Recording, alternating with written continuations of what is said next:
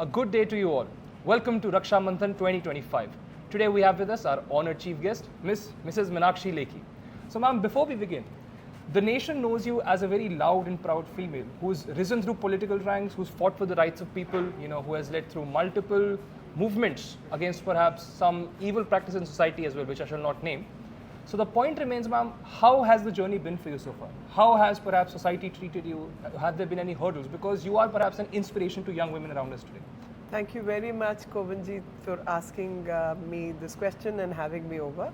I must thank all the organizers, but so far as treatment to life is concerned, things, and that's my message to everyone, things not necessarily go your way ever in life. And that should not be an impediment to who you are. So you are who you are, not because people support you or people agree with you, but you are who you are because you're convinced about who you are. And to stand by your principle, moral values, ethical conduct, as long as you're convinced what you're doing is right, please stay on the path, no matter what the hurdles are. And I don't like to talk about hurdles for one reason: it is giving more importance to people who are negative rather than speaking about people who have supported your cause, who have come on the way, who have walked your path along with you, and that is more important. So stay positive. I mean, every healthy person once in a while does fall sick. It's okay. It doesn't matter. Truly inspiring words, ma'am. So ma'am, given the fact that you are perhaps one of the most experienced people when it comes to the Ministry of External Affairs, and given the fact that Geojuristoday at the end of the day is a diplomatic organization, the question that has been bothering the international community and perhaps historians as well is that perhaps the world is coming closer to a boiling point. Are there any predictions you'd like to make about the diplomatic sphere in the coming years, of transformations you expect to see, or perhaps any new dangers that you see coming to the surface? So I will put the things in a different perspective altogether. I will say the world was a composite of positive things and negative things for all its history. All its history. There are always positive influences and there are always negative influences.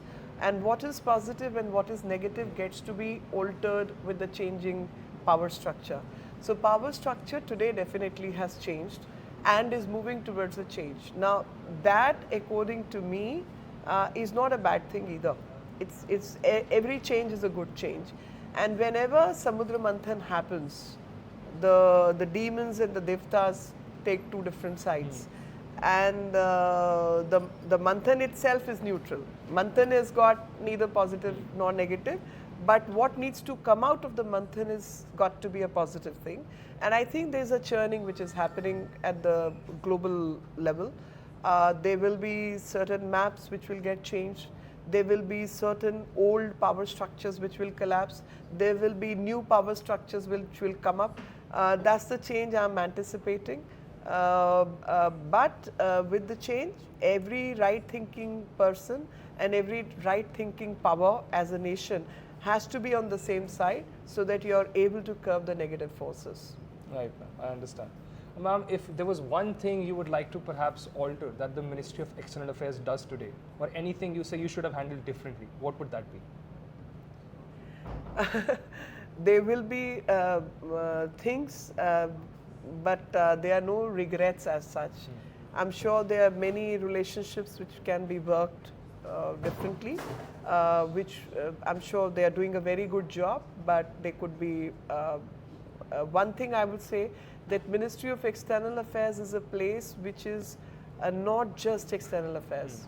It's a ministry which is part of Government of India. It represents people of India, and thus people from all walks of life and all departments of the government are equally stakeholders in the external affairs. So all stakeholders have a role to play, and in that sense I would say, like we have military attaches in the embassies, we have economic advisors in the ministries, but I think whole of India needs to work together, including something which is not so apparent, labor ministry for example, because huge amount of manpower is getting exported out of India. their rights need to be protected, those people need to be protected, and diplomacy is one way forward. We need to support, we need to vet the agreements, we need to see that their rights get protected. So I think we can better our game at all these things. Yeah, ma'am. So that will be all, folks. Thank you for joining us today at Raksha Manthan 2025. Thank you.